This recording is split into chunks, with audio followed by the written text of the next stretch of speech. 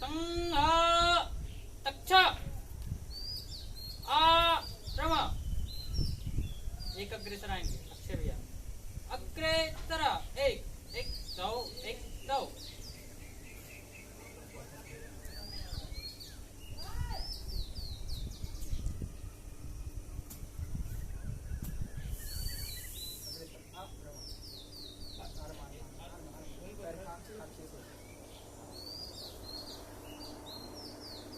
तंगा तंपता एक एक दो एक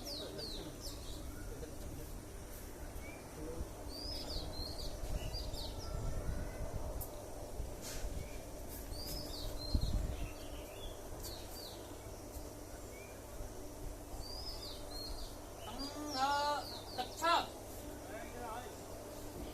तंगा सम्यक।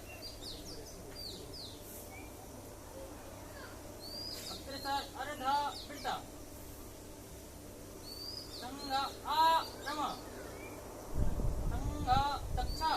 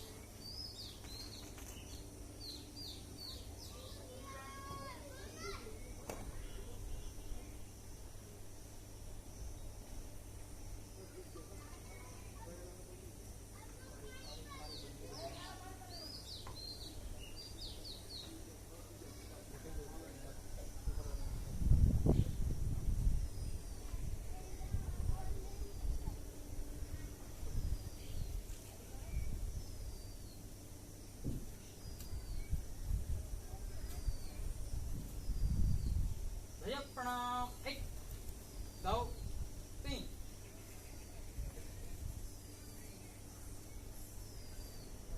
संख्या आ रमा।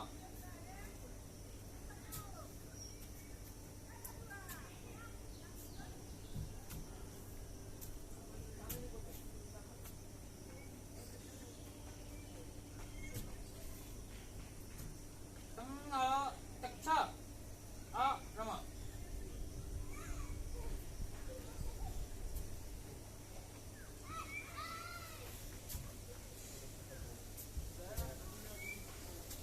तंगा तक्षा उपदिशा।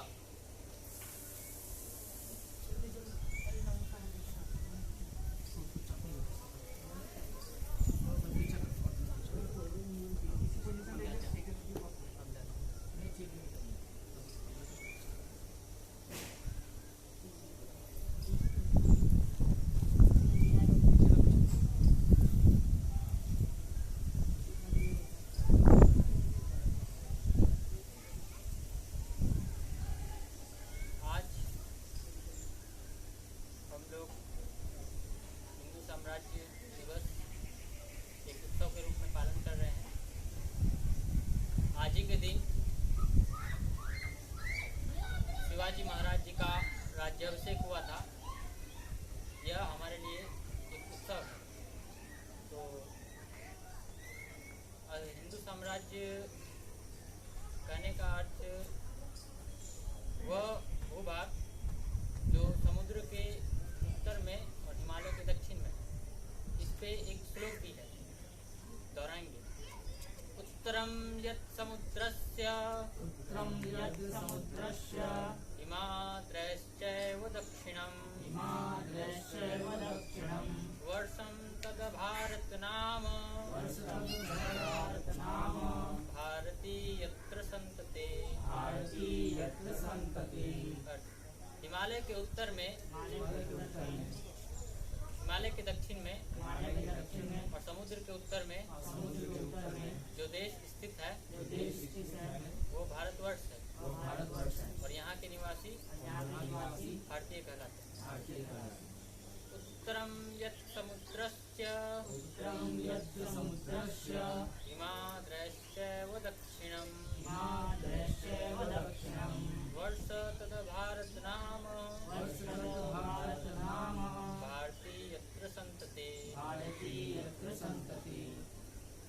अब मैं अपने मुख्य वक्ता और अपने कार्यवाही से अनुरोध करूंगा कि वो आके भारत माता और शिवाजी के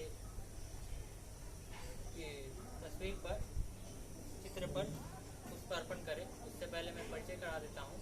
हमारे आज के जो मुख्य वक्ता हैं उनका नाम है माननीय नवनीत कुमार। वो रेल कर्मचारी हैं पेशे से और हमारे नगर के सह कार्यवाह, और हमारे कार्यवाह जी वो पेशे से बिजनेसमैन हैं और प्रथम वर्ष प्रशिक्षित हैं, नगर के द्वितीय वर्ष प्रशिक्षित हैं और नगर के कार्यवाह। तो उनसे आग्रह करता हूँ कि आके पुष्पार्पण करें।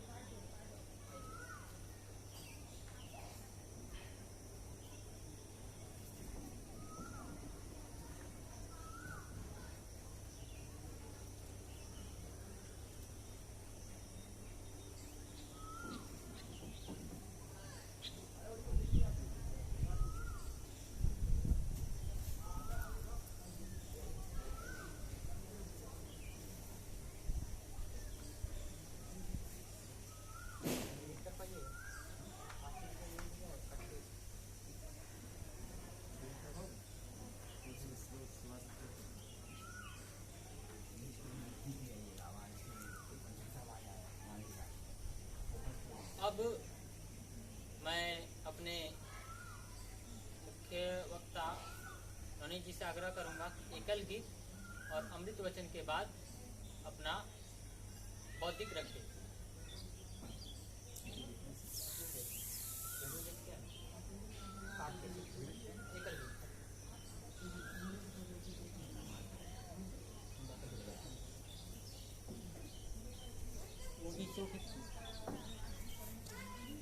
वीडियो हो रहा है। अरे हम यहाँ कराएंगे। जिस दिन सोया राष्ट्र जगेगा, दिस दिस फैला तम से हटेगा।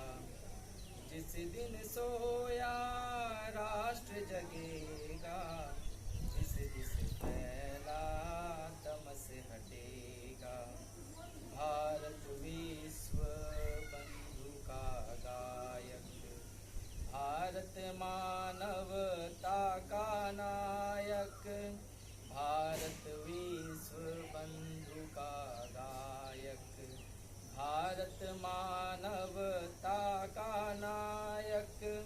सदियों से था युगों रहेगा, सदियों से था युगों रहेगा। दिस दिस फैला तम से हटेगा। जिस दिन सोया राष्ट्र जगेगा, दिस दिस फैला तम से हटेगा। वैभवशाली जब हम होंगे, नहीं किसी से हम कम होंगे।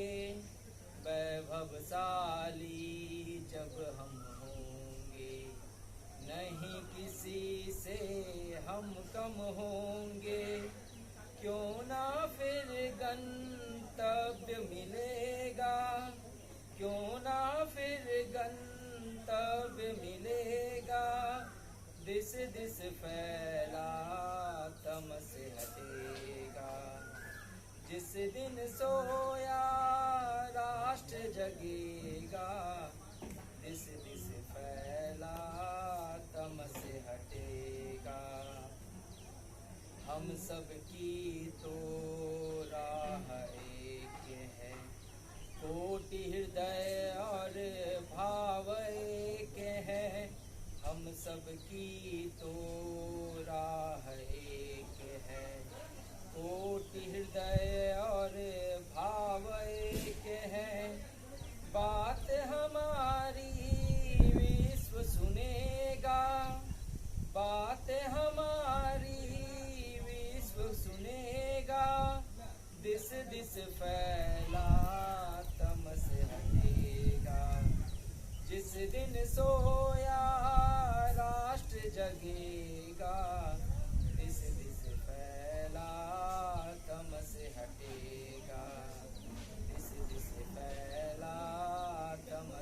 देगा।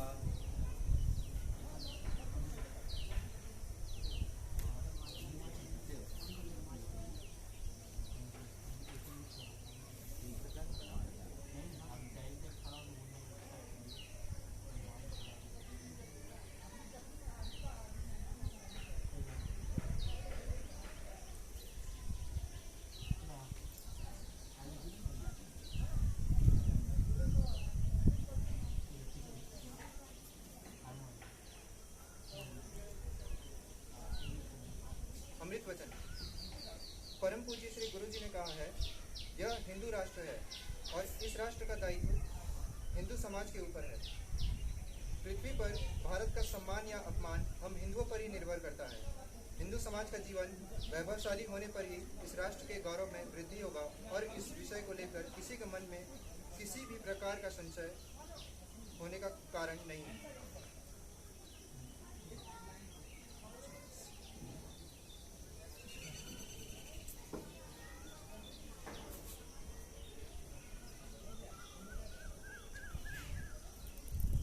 परम पवित्र भगवा ध्वज एवं उपस्थित आत्मीय स्वयंसेवक बंधुगण, जैसा कि आज हम सबको विदित है और बड़े हर्ष की बात है कि ज्येष्ठ शुक्ल त्रयोदशी के उपलक्ष्य में कि जिस दिन शिवाजी का राज्याभिषेक हुआ था सन 1674 ईस्वी में, आज से 340 वर्ष पूर्व लगभग उसको संघ ने अंगीकार किया अपने 6 उत्सवों में से एक के रूप में। भारतवर्ष में अखिल भारतीय संगठन राष्ट्रीय स्वयंसेवक संघ आधिकारिक रूप से 6 उत्सव मनाता है।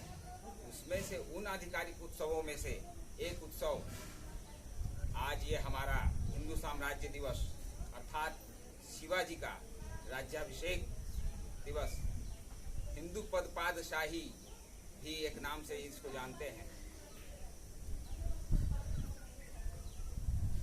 उसके पहले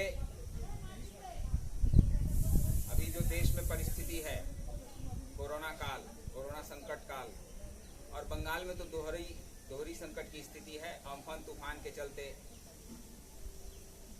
हमारा बंगाल राज्य अभिशप्त है, त्रस्त है।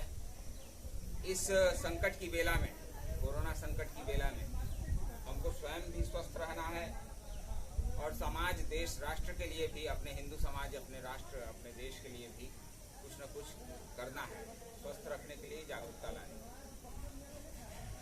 उसी आलोक में स्वयं भी बचना, औरों को भी बचाना है। हम लोगों ने ये हमारा भाटपाड़ा नगर राष्ट्रीय स्वयंसेवक संघ की नगर इकाई ने तय किया कि हम लोग इसका इंटरनेट पर प्रसारण करेंगे, लाइव प्रसारण करेंगे और सारे स्वयंसेवक उत्सव में अपने घर से ही शामिल होंगे, सहभागी होंगे, प्रार्थना में भी शामिल होंगे। सब काम अपना घर से करेंगे, इंटरनेट, फेसबुक लाइव देखते हुए। शिवाजी, छत्रपति शिवाजी महाराज, जिनको महाराष्ट्र में जनता राजा के नाम से भी जाना जाता है, यानी जनता का राजा। उस समय ऐसा लोकप्रिय शासन इन्होंने किया, अपने सनातन धर्म के रीति रिवाज, परंपराओं के अनुसार स्थापित किया पुनः अपने राज्य को। तो जनता राजा, जनता के कष्टों को, जनता की सुख सुविधाओं का ख्याल रखा। छत्रपति शिवाजी महाराज का जन्म 19 फरवरी सन 1630 ईस्वी में हुआ। 1630 से लेकर के इनका जीवन काल 1680 तक रहा। मात्र 50 वर्ष की आयु में इन्होंने ऐसा ऐसा कारनामा कर दिखाया कि राष्ट्र के इतिहास में यह सदैव स्वर्ण अक्षरों से अंकित हो गए और इनको राष्ट्र हमेशा याद करेगा।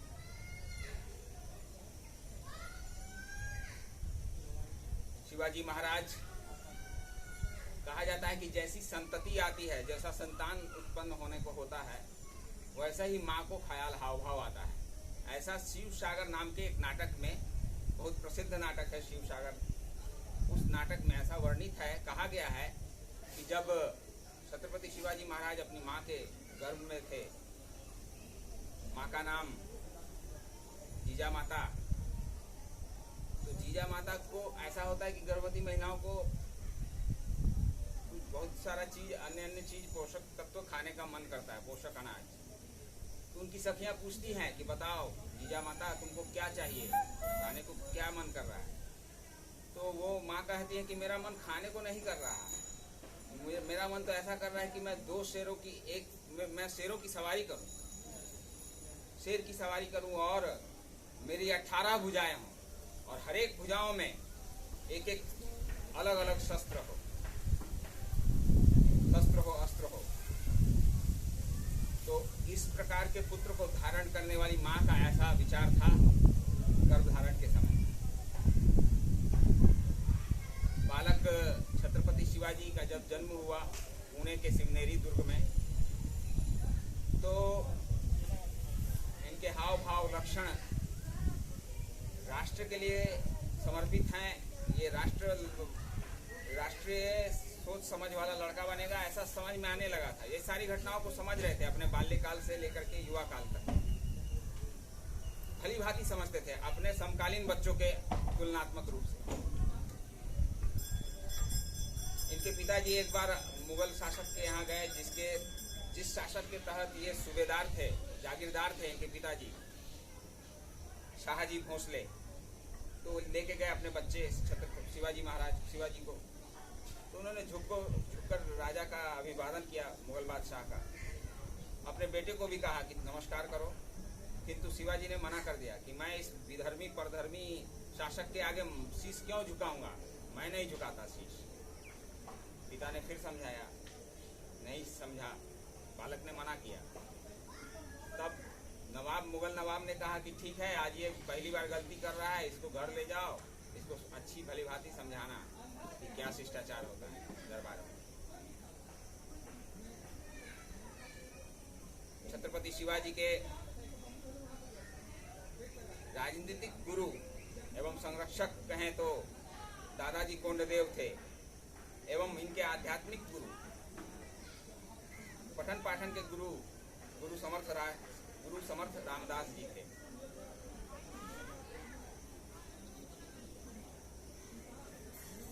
इन्होंने सारी परिस्थितियों को समझते हुए भारत का जो उस समय का की समस्या थी उसको समझते हुए, और जो ये अनेक किलों को जीते।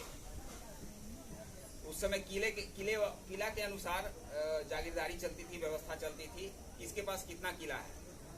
तो एक समय ऐसा आया, किला जीतते जीतते सिंहगढ़ का किला, रायगढ़ का किला, सिवनेरी किला, ऐसे अनेकों किले जीतते जीतते इनके पास किलों की संख्या 40 किले हो गए। उसके आगे भी इन्होंने अनेक किले जीते।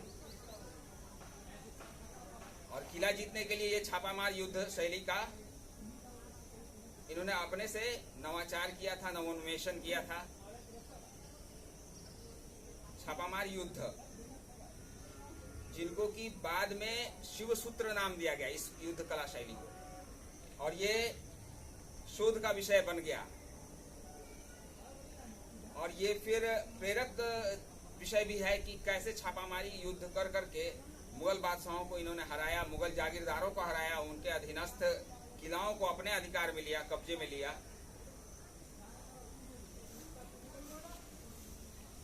तो छापामार युद्ध शैली कैसे प्रभावित कर रही वर्तमान समय तक। उस समय शिवाजी के बाद के शासन काल में भी इस भारत राष्ट्र में अनेक राजाओं ने उनके युद्ध कला शैली से प्रेरित होकर के और उनकी युद्ध कला शैली, युद्ध नीति को अपनाकर अपने राज्य को स्थापित किया, संगठित किया। और तो वर्तमान आधुनिक काल में कैसे इन्होंने प्रभावित किया, इसका एक उदाहरण इस रूप में सामने आता है कि वियतनाम की रक्षा मंत्री एक बार भारत में आई।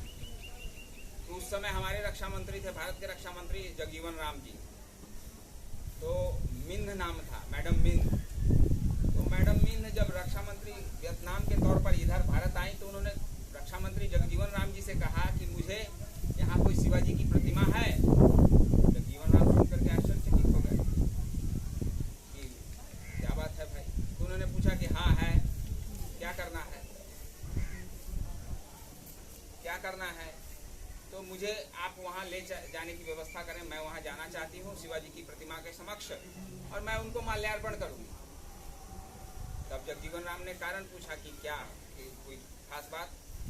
तो उन्होंने कहा कि हमारा वियतनाम इनके ही युद्ध शैली से प्रेरित होकर, छापामार युद्ध शैली, गुरिल्ला युद्ध जिसको कहते हैं, गुरिल्ला युद्ध से प्रेरित होकर, आप वहीं पकड़े रहिए भाई,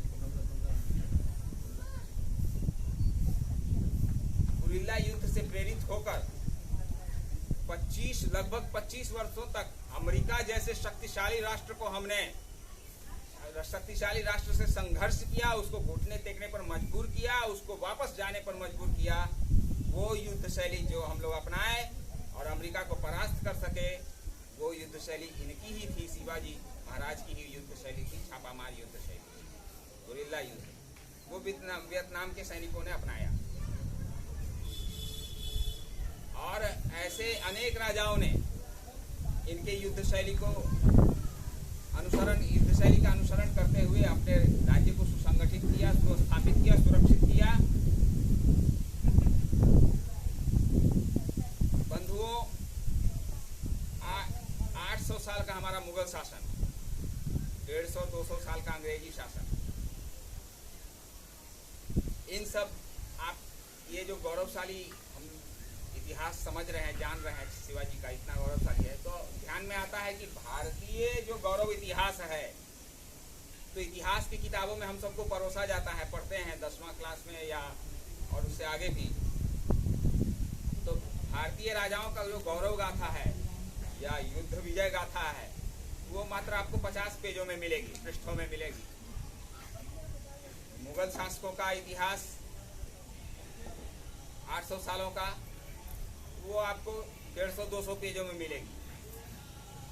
और उसके बाद जो अंग्रेजों का शासनकाल आया 150 वर्षों का लगभग आसपास, वो आपको उससे भी अधिक पेजों में मिलेगा, पढ़ने को, सुनने को, समझने को। तो ये हमारी देश की विडंबना है, दुर्भाग्य है हमारे इतिहास की किताबों का। ये भी कहा जाता है कि आलोचक कहते हैं कि भारत का इतिहास क्या है? परतंत्रों का इतिहास है, गुलामी का इतिहास है। विदेशी आक्रांताओं ने, आक्रमणकारियों ने यहाँ आया, आक्रमण किया और शासन किया, ये है भारत का इतिहास। किंतु नहीं, ये बात उचित नहीं है ये कहना। आर्यवासी जो यहाँ के मूल निवासी हैं और यहाँ के जो भी हैं भारतवासी, कभी इन्होंने विधर्मी शासन, परदेशी शासन स्वीकार नहीं किया। आप इतिहास को उठा के देख लीजिए, जब भी जो भी शासन आए, शासक आए, राजा दाहिर ने प्रतिकार किया कश्मीर में, उसके बाद पंजाबियों ने प्रतिकार किया, उसके बाद पंजाबियों के बाद राजस्थानियों ने ये बीड़ा उठाया प्रतिकार करने का। वहां से फिर दूसरी तरफ से आघात हुआ, आक्रमण हुआ तो मराठियों ने प्रतिकार किया। मराठियों के बाद विजयनगर साम्राज्य ने भी प्रतिकार किया दक्षिण में। तो प्रतिकार का इतिहास भरा हुआ है हमारा, कभी हमने स्वीकार नहीं किया है। और जब प्रतिकार किया है तो विजय भी प्राप्त किया है, भले उसमें समय लगा हो, किंतु अपना शासन स्थापित करके ही हम माने हैं। और प्रश्न उठता है ये भी कि भारत में अनेक राजा हुए हैं और उन सब का शासन गौरवमयी शासन इतिहास रहा है, शासन काल रहा है। तो राष्ट्रीय स्वयंसेवक संघ ने सिर्फ एक ही राजा का उत्सव क्यों मनाया, राज्याभिषेक का? अनेक राजा बड़े पड़े थे हमारे इतिहास में, गौरवशाली राजा इतिहास है। तो हिंदू साम्राज्य दिवस के रूप में शिवाजी का राज्याभिषेक 1674 ईस्वी में उनको क्यों अपनाया गया? तो उत्तर ये है कि उस समय जब वो 17वीं शताब्दी का काल था, मुगलों का आतंक और मुगलों का अत्याचार, मुगल शासकों का अत्याचार पूरे अपने चरम पर था। कुछ राजाओं, हिंदू राजाओं को उन्होंने उपाधि दे दिया था, उन्होंने संरक्षण दिया था कि तुम राजा कहलाओगे। और उनके अत्याचार में ऐसा होता था परिदृश्य की लगान लिए जा रहे हैं जबरदस्ती। माँ बहनों का, भारतवंशी के माँ बहनों का चीरहरण हो रहा है, मान मर्दन हो रहा है। कोई किसी राजा को फर्क नहीं पड़ता। हमारा सिर्फ उपाधि रहना चाहिए, हमारी जागीरदारी व्यवस्था सुनिश्चित रहनी चाहिए। अपने खेत नहीं करते थे लोग, और उन खेतों में जबरदस्ती गधों का हल जोताया जाता था, सब्बल गाड़ के उसमें फटा जूता टांग दिया जाता था। हिंदू लोग अपने घरों की खिड़कियां खोलकर देखते थे, डर के मारे, भय के मारे। ऐसा वातावरण था, मुगलों का ऐसा अत्याचार था। उस अत्याचार के दृश्य में, परिदृश्य में एक राजा, एक सूबेदार से बनकर के जो राजा हुआ, एक जागीरदार का पुत्र, वीर बालक छत्रपति और वीर युवा छत्रपति शिवाजी, उन्होंने संगठन किया। उनके पास सेना नहीं था, उनके पास धन नहीं था, उनके पास लोग नहीं थे, उनके पास हथियार नहीं थे, फिर भी उन्होंने संगठन कौशल दिखाया। और वो संगठन कौशल दिखा करके अपना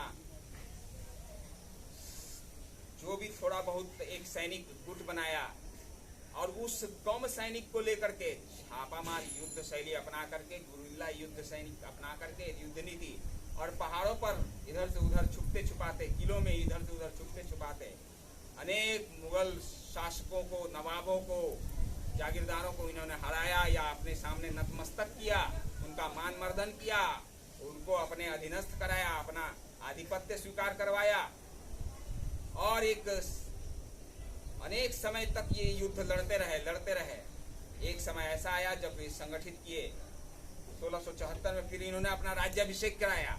तो ये स्वयं के लिए, अपने के लिए नहीं राज्याभिषेक कराया, इन्होंने कहा अपने गुरु को, और गुरु ने भी कहा कि ये माँ भवानी के लिए, भारत माँ के लिए, और तुम्हारा जो ध्वज है, शासन ध्वज, राज्य ध्वज, भगवा ध्वज, उसके प्रतिनिधि के रूप में आप राज्य करेंगे।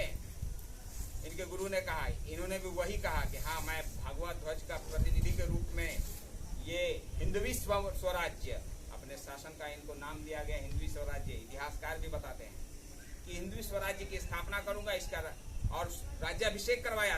क्यों? क्योंकि तत्कालीन हिंदू जागीरदारों को, हिंदू शासकों को, जो भी छोटे मोटे राजा कहलाते थे, कि उनमें गौरव भाव जागे, स्वाभिमान जागे कि नहीं, मुगलों को हराया जा सकता है। कितना हो, उनके पास लाखों की संख्या में सैनिक हों, और इनके पास कुछ हजार, कुछ सैकड़ों की संख्या में सैनिक थे, तो भी एक युद्ध शैली है, विशेष युद्ध शैली, जिसको शिवाजी ने विकसित किया, संवर्धित किया, लोगों के सामने प्रस्तुत किया, भारत के सामने उदाहरण रखा। उसको लेकर के हम मुगलों को हरा सकते हैं, ऐसा बाकी के हिंदू राजाओं में इन्होंने आत्मबोध, गौरव बोध भरा, स्वाभिमान भरा और आत्मविश्वास भरा। तो और इसी कारण शायद ही कोई राजा हो जो ऐसा किया हो।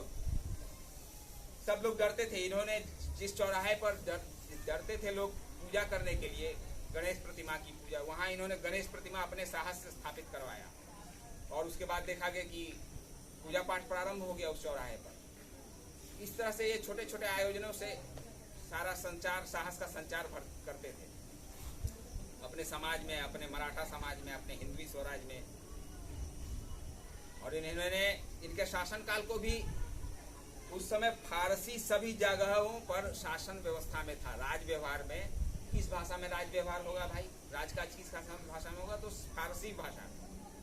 तो जब ये इन्होंने अपनी हिंदवी स्वराज की स्थापना की, तो उसमें इन्होंने मराठी और संस्कृत के शब्दावलियों को खुजवाया, एक व्यवहार कोश, राज व्यवहार कोश की स्थापना करवाई। उसके लिए इन्होंने कमेटी बनवाई, विद्वानों की कमेटी। उस कमेटी में विद्वान लोगों को रख करके अपने सनातन परंपरा में, अपने शास्त्रों में, वेदों में जिस प्रकार की राज व्यवहार शैली लिखी है और शब्दावलियां हैं, उनको ये इन्होंने व्यवहार में लाया। अपने नाम का सिक्का इन्होंने चलवाया संस्कृत में, संस्कृत को पुनः स्थापित किया, देव भाषा संस्कृत को, कि पूरे भारत में ये स्वीकार्य है देव भाषा। तो संस्कृत प्रथम और मराठी को इन्होंने इसलिए स्वीकार किया कि उस समय की वो वहाँ की लोक भाषा थी, मातृभाषा थी। ऐसा करने वाला भारतीय इतिहास का प्रथम शासक। और तो अभी जो परिदृश्य है भारत राष्ट्र का हमारा, चीन और पाकिस्तान, वैसे ही चीन जो है बहुत शक्तिशाली है, सब लोग कहते हैं सेकंड पावर और या फर्स्ट पावर भी बन सकता है।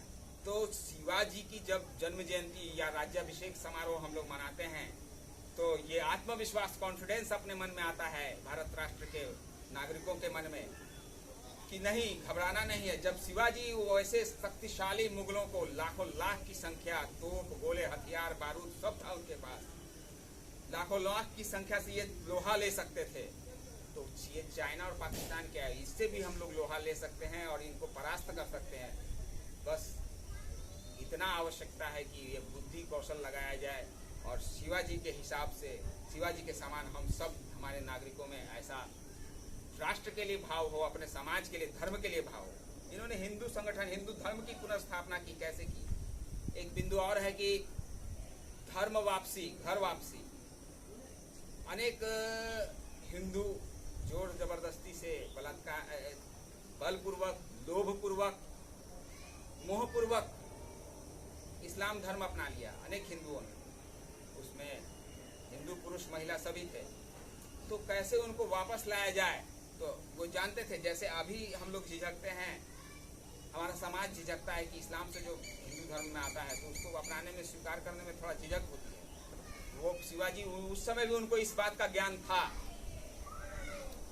कि झिझक अवश्य होगी। उन्होंने बहुत सारे मुगल सरदारों को, जो कि पहले हिंदू थे पूर्व में, उनको वापसी धर्म, अपने धर्म, हिंदू धर्म में पुनर्वापसी करवाया, शुद्धिकरण करवाया, शुद्धिकरण अभियान चलवाया। तो उसके लिए इन्होंने उदाहरण भी पेश किया कि कैसे स्वीकार करना है सहज रूप से। वो जानते थे कि समाज में विरोध होगा, हिंदू समाज में।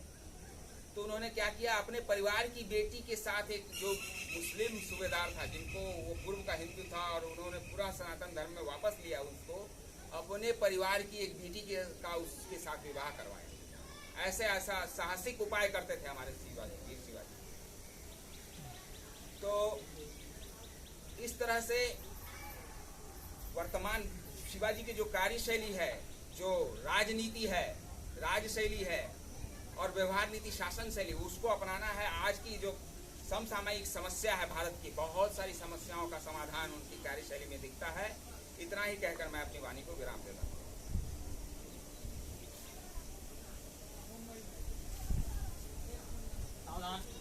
उत्तिष्ठ भ्रम संग गच्छ संग सम्यक् अभ्यसत् अर्ध विद्ध।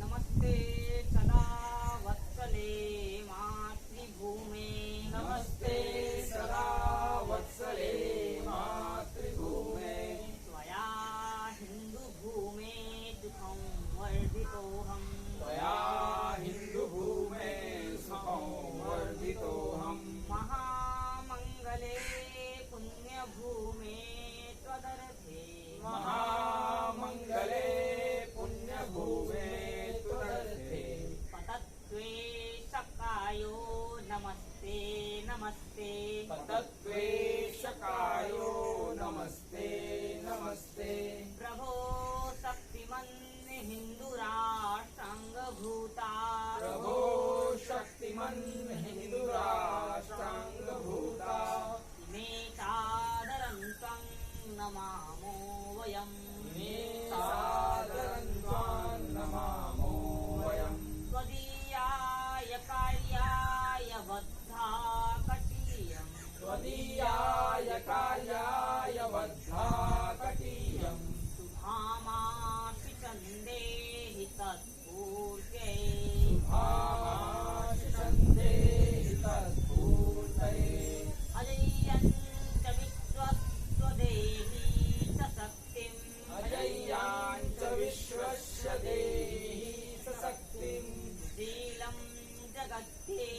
नम्रं भवेत् सुशीलं जगत्ये नम्रं भवेत् श्रुतं चैव यत्कण्टकाकीर्णमार्गं चैव यत्कण्टकाकीर्णमार्गं स्वयं स्वीकृतन्नास्तु गङ्गायै स्वयं स्वीकृतन्नस्तुगौकाये समुत्कर्षनिश्रयसस्यैकमुग्रं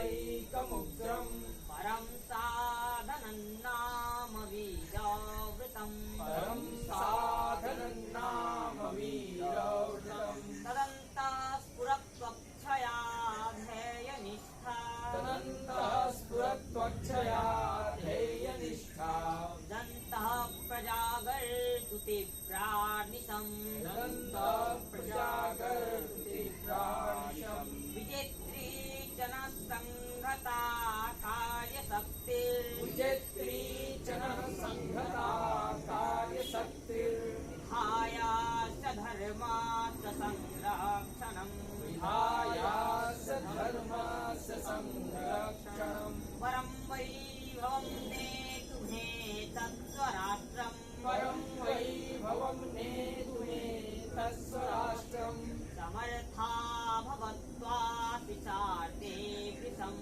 समर्था भवत्वासि साथे भृशम्। भारत माता की जय। भारत माता की जय। प्रणाम 1 2 3